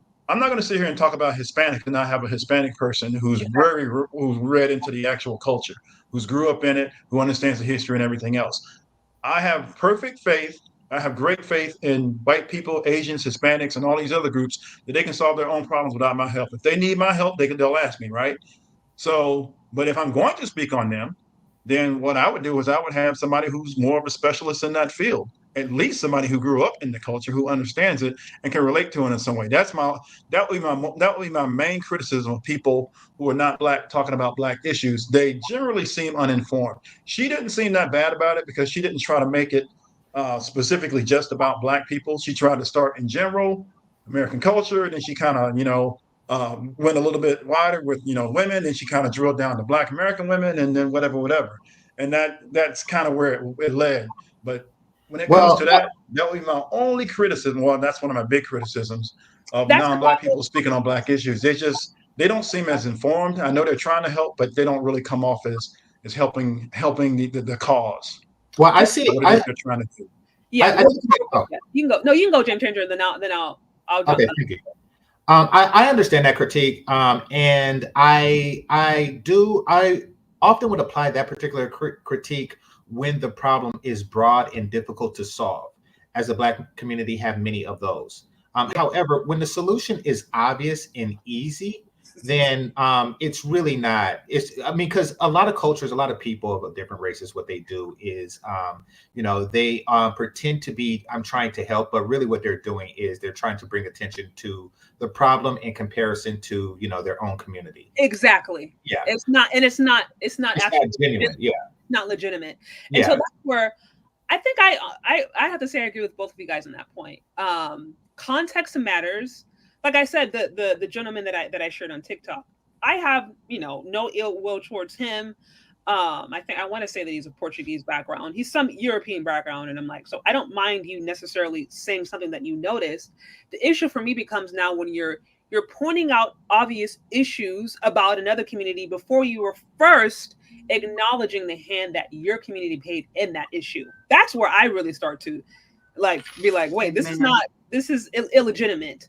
And so context does matter. And I do think, like, for me, if I was to talk about, if I had a live about Asian women, I'm going to bring on an Asian friend of mine, or at least be like, girl, can you make sure, like, I'm going to run through the talking points, being like, help me understand. Like, I just want to make sure I'm representing, because like, you want to come to the level of humility, being like, I think this, but I could be totally off. This is just my limited perspective. And so I do think those kind of conversations, when you're dealing with issues that are cross-cultural, it can quickly almost come off as patronizing, or quickly almost come off as racist or whatever, just depending upon the context. So context, I think, does matter. Well, exactly. And one of the ways to tell the context is if they are offering a reasonable solution. Yeah. Which what she is. I mean, her solution consisted of things like, don't call your son the B word. Right. Which I agree. Yeah. I agree with a lot of what she's like.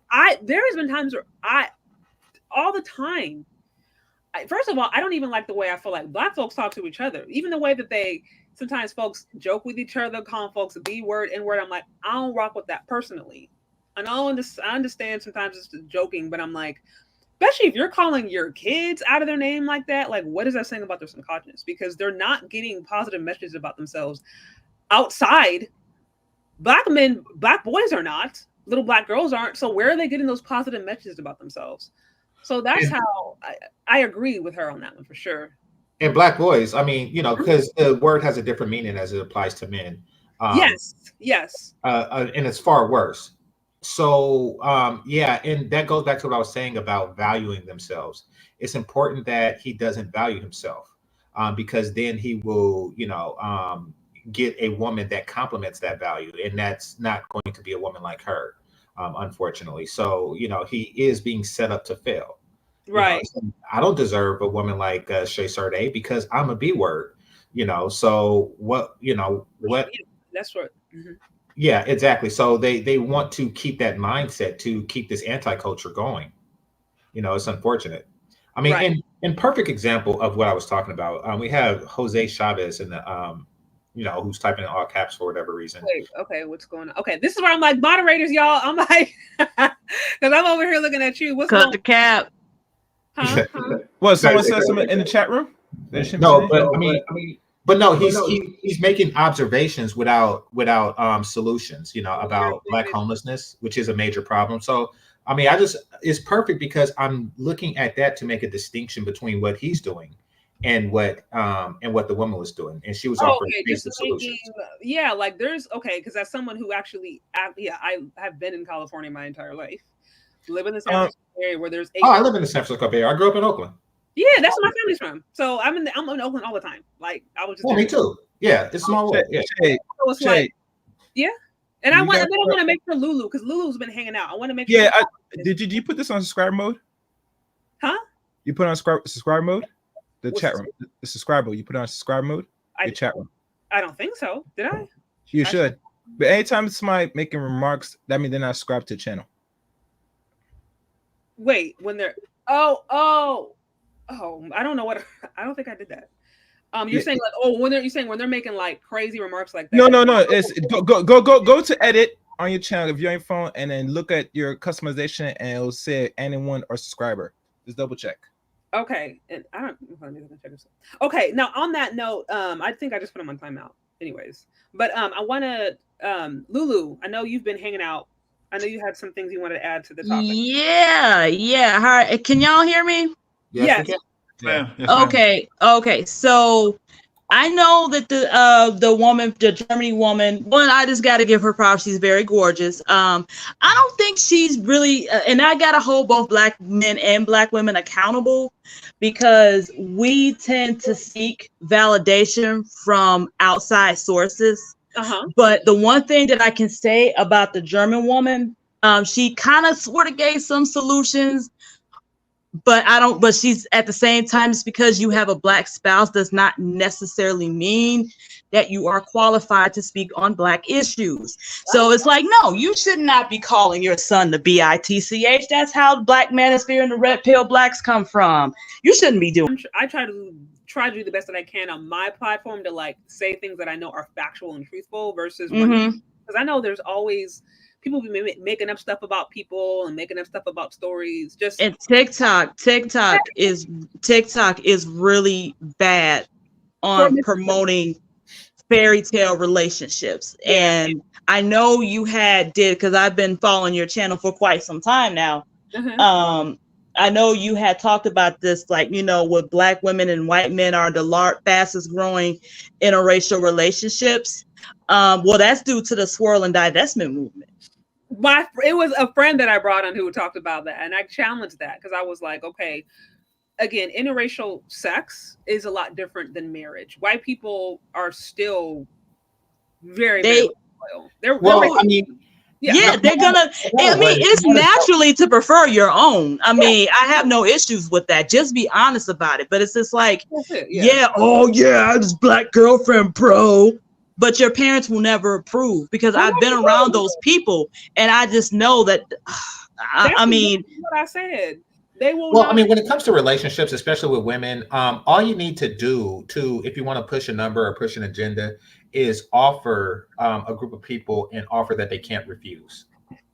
And I think that that's where, where Right. these new records and these new relationships, like you see, it's like, yeah, but she looks like Lisa Turtle and he looks like Right. Screech from Saved by the Bell. Like this, there's like, of course Screech is going to take that deal. That is I mean, yeah, you could say, hey, it's interracial, so check off the box. But it's like, really, you took a crappy deal for that, for that Right. reason, and that is, Lisa's gorgeous, by the way. I've been watching Saved by the Bell all summer. So I grew up in the 90s. So, yeah, love it. Lisa Turtle, Rudy Huxtable, and Ashley from Fresh Prince of the Bel-Air, my crush. Oh yeah. Don't forget Cherry from Punky Brewster. Don't forget Cherry from Punky Brewster. Oh, I gotta look her up. That was. I mean, I knew Punky Brewster was. I know the show. That was just a little bit before my time. I know that came out in the 80s and stuff like that. But I tell you one thing, you didn't see you. I'm old too, so. Okay, guys, so I might have to wrap this up in a few minutes. So if you want to have any final tidbits about just the overall topic, I know I called this the white wife effect, but that's what I forgot to get to. I was gonna mention that the black wife effect. Oh my goodness. And it seemed, and I want to mention like the marriage rates especially between white men and black women, because I don't live my life because I'm pushing 40, so I'm way too old to be following some damn fairy tale. But you got people older than me that believe in foolishness, unfortunately. Yeah. And I tell my mom this, and it's like she thinks I'm crazy. Well, that'd be high school kids doing that. I'm like, Mom, these are grown women following fairy tales. So it's like it seems like a lot on TikTok, and then I had seen a montage of like heavier set women being with white men and being wifed and stuff and wearing tight dresses, and they look like NFL linebackers. Okay, do you? But realistically speaking, if you look at the black demographics, the marriage rate between white men and black women is only 4%, and then Pew Research suggests it's 12%. So it's between 4 and 12%. But it's just like, if they really love us so much and they love and they compliment us, they're not marrying our asses. Yeah, that's the question you need to ask them. If you look at the U.S. Bureau, it was I think it was just 2 years ago we did it. It was like 1%. Some sources say but either way, it's very low. And I've mentioned this before. White men have black women since the plantation. So interracial sex is nothing new. If white women were the ones that set up the laws. So if they were really interested in black women being their preference, they would have established laws in a system that would have prioritized them. They had the power to do that. So it's like it's not even it's a non-issue to me. Yeah. And I can just tell black women to just love yourself, get some counseling if you need to, hold people accountable, hold yourself accountable. And if you just stop following fairy tales, then what that white guy said, it'll be like, okay, really? But yeah, if you just seek validation from outside sources, then you will get your panties in a bunch when somebody just make a basic compliment. Like, right. No, literally, it's not like it's not serious. But the compliment is a necessity because it feeds the delusion. See, when you're not healthy mentally, spiritually, you're going to try to look for someone to boost your not only self-esteem but what you're lacking spiritually.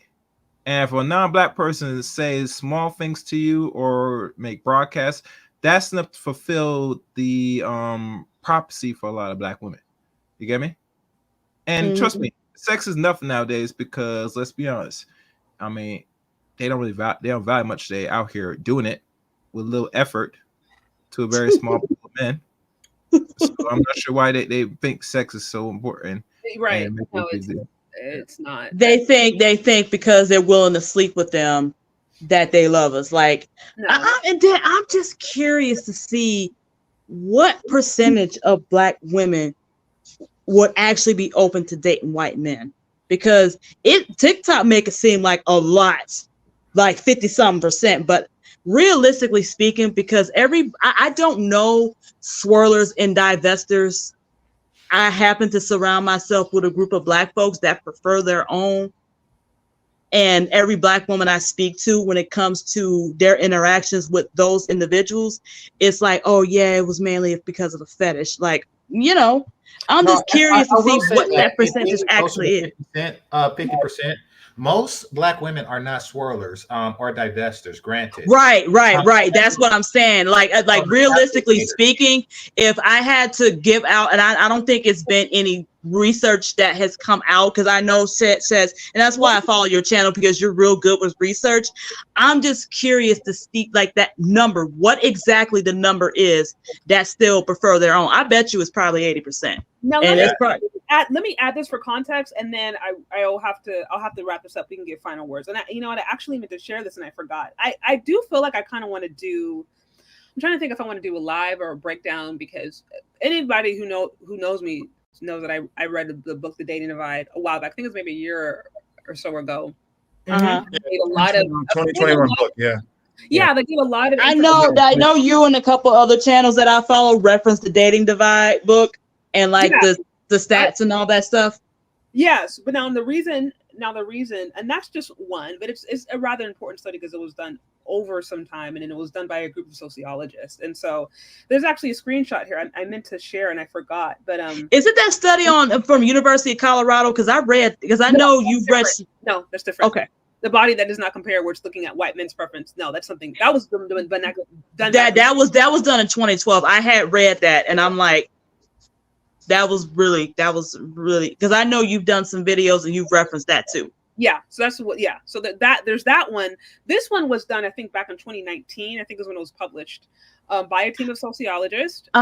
It had a sample. It had a sample size, I think, of around 1 million.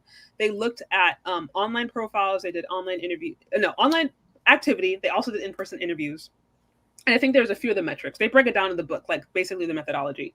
And you want to take all these things with a grain of salt. Nothing is perfect, but they said specifically, they talked about how, because there's charts in here I would have to share. The charts break down the actual numbers, and we're just like, okay, here's the average, and then here is the amount that people responded. But that's a study that basically showed that Black women, all minorities of women responded primarily to white men when it came to their preference, who they were in alignment with. And one thing that they saw, and they said this is what was interesting, they said that the women, Black women specifically, they said one thing, but their online activity showed something different. And they kind of went deep into the psychology after. Oh, she's breaking up. Okay, I thought that was me for a second. Oh, no, that's not you. It's her. You're breaking up. Really? I don't know. Yeah, you were breaking up. Oh, am I fine now? I don't know why I'm breaking up. Yeah, you were now. Yeah. Wait, am I good now? Am I still breaking up? Yeah, you're good. No, you're good now. No, basically what they were saying, just to try to sum it up, was said, what? Oh, no. And when the stuff get good, she cut out again. Yeah, so let's sum it up.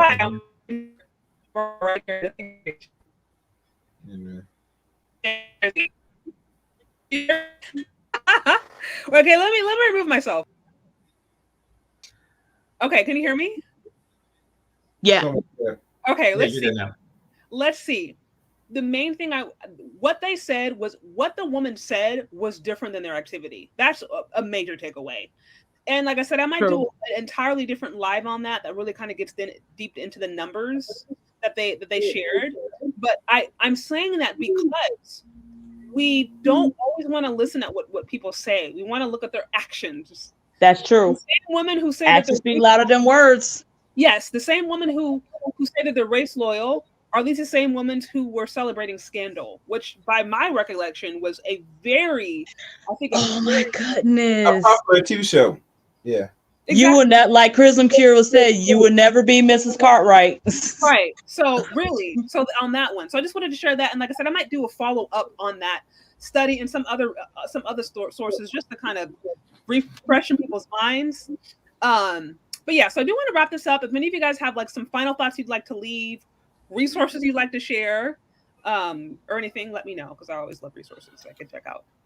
Yeah, I'll go right quick. And I'll address what's on the screen right now, where he's talking about black women, hate attributes in black men that they would love in white men. As a black nerd, I will give some pushback on that. Now, if you are a black woman or a woman of any race who are into nerdy dudes, or if you want to call them corny or whatnot, whatever you want to call it, you will more likely wind up with a non-black person. And this is just, and this isn't because of their particular preference. This is just because there is an avenue for them to find that particular person. Black guys who are nerds like myself, we don't really have a large circle. We're not visible in any way, shape, or form as white nerds are, and people like that. So it's just by numbers that they'll find that. Now, I will say this: the ones who are into that particular type of guy, don't reject them because they're black. So I will give credit on that. Like if they meet me or somebody else, I won't, and they're into nerds, I won't get rejected. Like, oh yeah, I like nerds, but I like them white. I don't get that at all. So yeah, I have to show some love to the nerd loving black women. They do, and from any woman really, they don't say, oh no, you're black and you're a nerd, that's a contradiction. Like they don't really care. When you love a nerd, you love a nerd. That's yeah. Absolutely. Yeah. Well, thanks for stopping by, Game Changer. Always a fun conversation. Okay. Yeah. All right. You take care. All right. Thanks. I think, who is it? Is it Kevin C? Are you next? Yeah, I would just say for people who think they are informed on what black people are doing or not doing, or what it is we need to improve on, challenge yourself, not black, non-black, whatever it is you are. Challenge yourself and do a deep dive and actually find an issue, because there's enough of them. But find an issue and do a deep dive and go to the actual root cause and origin and history of that issue. And what you'll find a lot of times is it's going to be a combination. I always call it a two-pronged issue. There's going to be some individual mistakes and behavior, right? Yes. That's your responsibility and accountability on an individual side. And it's going to almost always be associated with racism, something systemic, or, some anti-blackness in there somewhere. Any problem that black people have, all roads lead to racism. All roads. And people will say, here you go. Yeah, exactly. Nope, I'm going straight to that. Because when you do a deep dive and you ask the question and you continue to ask and ask and ask and ask, I would say almost 99% of the time, all roads lead to racism. Now, you can't forget and dismiss the individual responsibility and behavior associated with, outcomes as well. But what people like to do is they just like to look at black people and go, it's y'all's fault, and dismiss all the systemic issues and external forces that actually contribute to the problem. That's my critique of the non-black people who do that, right? And they think they know. Charlie Kirk, I'm talking to you, and people like you. And then they come in here and try to lecture to us, knowing, and the thing about it is they're rarely, if ever, challenged, and they do everything they can to avoid black people who are informed that would challenge them, and because because they don't have as far as I'm concerned, nobody has the moral standing to critique us at all. No one. The only people who have the moral standing to do that are the people who are in the group, who are productive, responsible, and have demonstrated and proven themselves as leaders, productive people, and supportive of black male leadership. That's right. That. If you're not doing that, then you do not have the moral standing to critique me in any way. I can understand that, yeah, because we do need to be critiqued. We do need to be critiqued, but it's like you want to make sure the person really cares about you. They're not using it as a way to say, oh, well, like to try to one up you or to try to patronize you, which can happen. So I don't mind critique at all. Being self-critiquing, or even collective criticism. The thing is that is it coming from a place of actual concern and a desire for improvement, and then what are you doing to actually facilitate resolution? If you're not doing that, you can't come talk to me. Right. Absolutely. I agree. Yeah, I agree. Right. Well, thanks all for right. Well, hanging thanks for out. letting me up. And hey, shout out to your husband. Say hello to him. Okay, I'll let him know. He's a good man doing good things. We appreciate him. Yeah. Thank you. All right. Appreciate it. Okay. All right. I think it's Chaos Rain. I think you're the. Thank you for having me on. This was an interesting show. I hope that I gave you the necessary hints for future streams. It's simple. No, you don't really need it, to be honest with you, but if you find that people are just going to chat up for free, they might also sub to the channel at least. Yeah. I didn't know that was things. So no, thank you for letting me know. Yeah, and really, it kind of boosts your subs when you do that. After all, it forces people to make them subscribe if they want. Okay, that's dope. Okay, thank you for that. Right. Good point. So that's pretty much it. Besides the white wife effect on black men, it could be easy, but men don't have no problem finding a woman if they want. You get me? Black women make life too difficult on themselves. You get me? I mean, hear what the men been asking for online for years now, maybe a decade or. It's not hard. If you don't fall in that boat, then maybe you should tweak yourself, work hard to try to get to that boat. You might not get the perfect man, but you get at least a productive man or a man enough that you can make a life. I mean, life shouldn't be that difficult. If it's that difficult and you think your standards should be super high, depending on what age or where you look at or your weight, then you're going to have a hard time getting what you want. Not everybody gets what they want at the end. We had to make trade-offs. Yeah. And if you get older and you think that settling is a problem, then make sure you have your money ready for, I guess, retirement, and make sure you have your pets lined up. Hell, at least they'll keep you company. All right. Stop. All right, thank you. Thank you very much. Let's get us rain. Okay, you take care. All right, Lulu, you got the. All right. So it was nice talking to you. We'll be chatting soon. So I just want to give one final thought. This is for both black men and black women. We really need to sit down and have honest conversations on the harm that we do to each other. And it goes hand in hand with these outsiders like Eric Bryanstone, and then this guy from Michigan who's been in and out of jail, and then that white guy from TikTok, and then that German girl, the wife who's married to the black man. If you guys don't have any real solutions on what we can do better as a community, then stay out of black people's business. You can't be racist and want to screw us at the same time, but then you recognize issues that is going on within our community, but don't have any real solutions on how to solve it. Bottom line is this: you probably don't have a lot of black friends anyways, so to stay out of it. But we need to, if we don't address issues that amongst ourselves, then we will never progress. But it starts with us, and the rest will fall through later. So your position is basically, if you ain't black, stay out of black people's business. I don't care. Sleep with them. I don't care if you did. Stay out of black people's business.